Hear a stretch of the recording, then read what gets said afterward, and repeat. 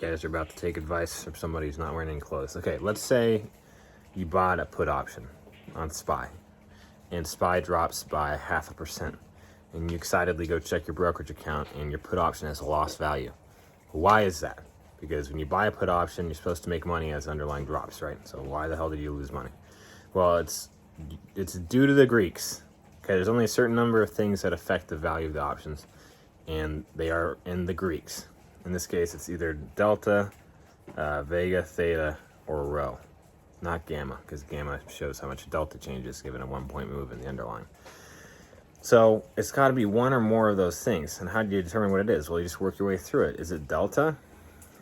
Probably not, because, well, actually definitely not, because the underlying went in the direction you anticipated. So delta is actually improving the value of your option, even if it lost money overall. So no, it's not delta. Is it vega? Maybe, and you can check if you use something like the implied volatility study on Thinkorswim, or maybe marketchameleon.com if they're still doing it for free. You can see what the implied volatility has done for the day across SPY options, and if it's increased, then no, it's not part of your problem, because vega going up, or implied volatility going up, is good for options. Every 1-point move in implied volatility increases your option by however much vega is. So no, if implied volatility went up, that's not your problem. If implied volatility went down, then yes, it contracted the premium of your option. So is it delta? No. Is it vega? Depends. If it went up, no. If it went down, yes, it contributed. Is it rho? No, more than likely not, because rho barely moves the needle. Rho is how much the option's price changed based on I think it's a 100 basis points change in interest rates. I'm pretty sure it's 100 basis points. Doesn't really matter. The reason I don't really know that is because rho barely moves the needle, especially with near-term options. And I know a lot of you guys are buying like 0-day to expiration puts. So if you're buying options within a week, rho is like basically zero. So no, it's not rho. So last would be theta. And how do you know if it's theta? Well, if you haven't reached your break even yet and you're really close to expiration, it's probably theta. Theta is contributing to it substantially, because if you haven't reached your break even, you're going to notice that you haven't reached your break even. My brain's gassing out. But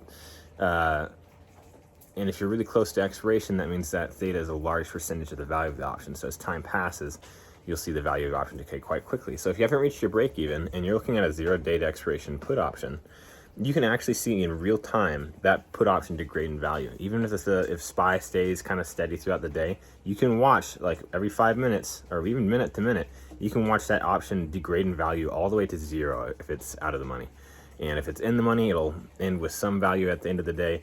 If it's past your break even, well, you'll be past your break even by the end of the day. So it's always one of those 4 things, okay? And usually it's theta or vega. Okay, it's rarely is it ever rho. And if it's delta, you're an idiot because you're wondering why your put lost money if the stock went up. So you're just dumb in that case. So it's either theta or vega or both. Those are the only 2 things that really contribute to why your option would lose money if it went in your anticipated direction. And to check if it was vega, see if implied volatility went down. And to check if it was, then if it didn't, then you know it was theta. But if implied volatility went down, then yes, it contributed. And then you can check theta by seeing if you're past your break even and just seeing how large theta is a percentage of your value of your option. If your expiration is 5 weeks out and 1 day has passed and your put option has lost 50% of its value, even though the stock dropped, it's going to be vega. It's going to be implied volatility. You got IV crushed, because theta is a small percentage of the option at like 5 weeks out, and 1 day passing is not going to have a substantial effect. So that's probably on like a pharmaceutical company when they had a trial and it just went bust and the stock dropped. And even though the stock dropped, you should have made money, but the implied volatility dropped so heavily that you got IV crushed. Vega went against you. And that does happen because those binary events when drug companies, pharmaceutical companies are running trials, there's a lot of anticipation, a lot of demand for options. And so options values will increase, the extrinsic value of those options will increase. And then right when the results of those trials are released, and if they're negative, all that demand suddenly goes away, and that is called IV crush.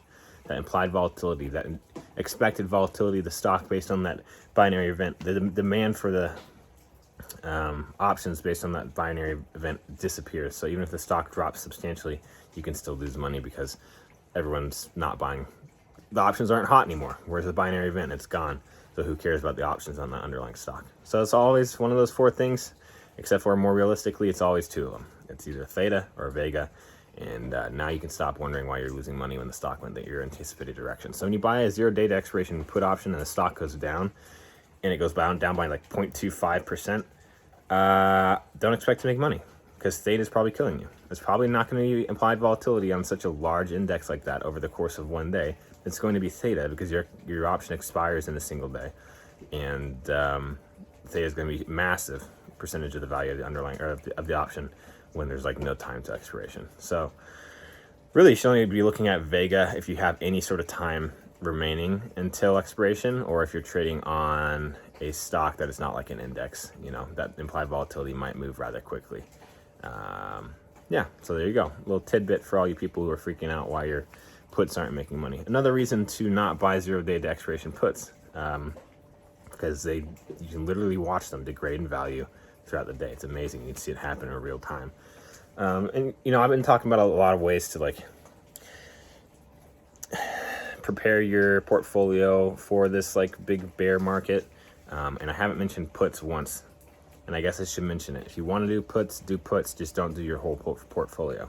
I think it's better to like prepare to be long again, just mentally, just stay in that headspace. Other people will disagree, and they'll say you should play both sides of the coin, and you can totally do that. One way would be to hedge, to buy a cheap kind of out of the money put option to hedge your portfolio, and if that put option makes money, then great. And if it degrades in value to 0, that's fine, because it's only a small portion of your portfolio, so you can use a put as a hedge.